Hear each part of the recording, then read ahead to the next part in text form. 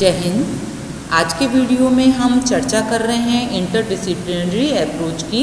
Political science में राजनीति विज्ञान में अंतर अनुशासनात्मक अध्ययन क्या है और उसका क्या महत्व रहता है। अंतरशास्त्रीय उपागम से तात्पर्य है अध्ययन का ऐसा दृष्टिकोण जो विभिन्न विषयों में आंतरिक संबंध के लक्षणों पर जोर देता है। इस दृष्टिकोण के अनुसार जब कोई समाज विज्ञान अपने विषय के अध्ययन के लिए अन्य विज्ञानों की सहायता लेता है तो वो उसकी अवधारणाओं, जो उसकी पद्धतियां हैं, मेथड्स है, उसका जो सब्जेक्ट है, इनकी हेल्प लेता है।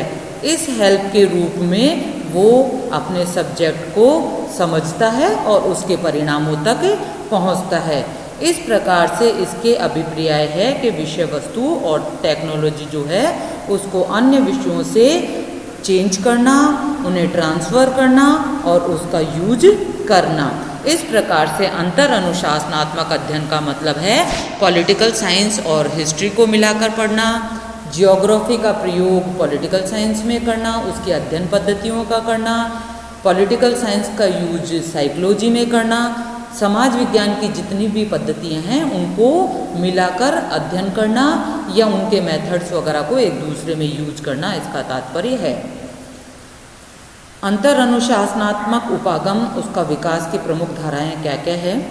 राजनीति विज्ञान के इतिहास की अंतरशास्त्रीय दृष्टिकोण में 3 विभिन्न धाराएं हैं। एक तो है क्लासिकल या ट्रेडिशनल, दूसरा है बिहेवियरलिज्म वाली और तीसरा है मार्क्सिस्ट। ये 3 धारणाएं हैं। सबसे पहले हम बात करें क्लासिकल या ट्रेडिशनल अप्रोच क्या है।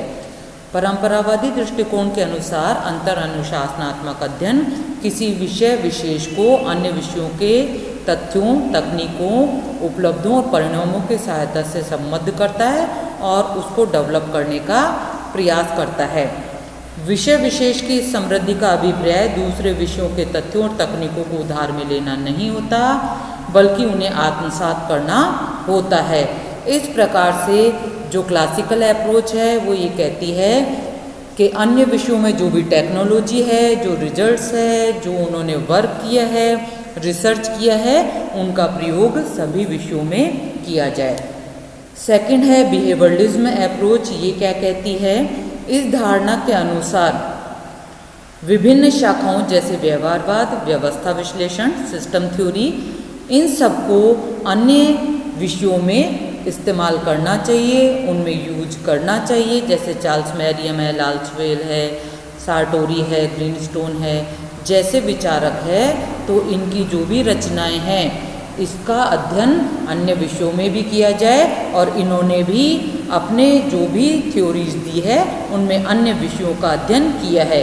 जैसे अगर हम सिस्टम थ्योरी की बात करते हैं तो सिस्टम थ्योरी सोशलॉजी से लिया गया है, समाज विज्ञान से लिया गया है, फिर उसको जीव विज्ञान में लिया। इस प्रकार से अलग अलग विषयों में होता हुआ सिस्टम थ्योरी हमारे पॉलिटिकल साइंस में भी एंटर हो गया है। थर्ड है मार्क्सवादी दृष्टिकोण। इसके अनुसार मानवीय जो इतिहास है वो प्रगतिशील है, वो द्वंद्वात्मक है, एकताबद्ध प्रक्रिया है।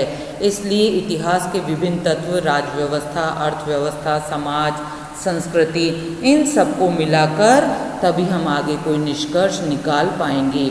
जैसे कार्ल मार्क्स ने किया, उत्पादन प्रणाली में होने वाले परिवर्तन, इन्होंने देखा कि किस प्रकार से राज्य व्यवस्था को प्रभावित करते हैं। यहाँ पर इकोनॉमिक्स प्रभावित कर रहा है पॉलिटिकल साइंस को और पॉलिटिकल साइंस प्रभावित कर रही है इकोनॉमिक्स को। मार्क्स का मत है कि जब भी आर्थिक उत्पादन की प्रणाली में आधारभूत परिवर्तन होता है तो इसके ऊपर जो भी ढांचा होता है, पॉलिटिकल स्ट्रक्चर होता है, उसमें भी चेंज हो जाता है। इस प्रकार इतिहास भी इन चीज़ों को प्रभावित करता है।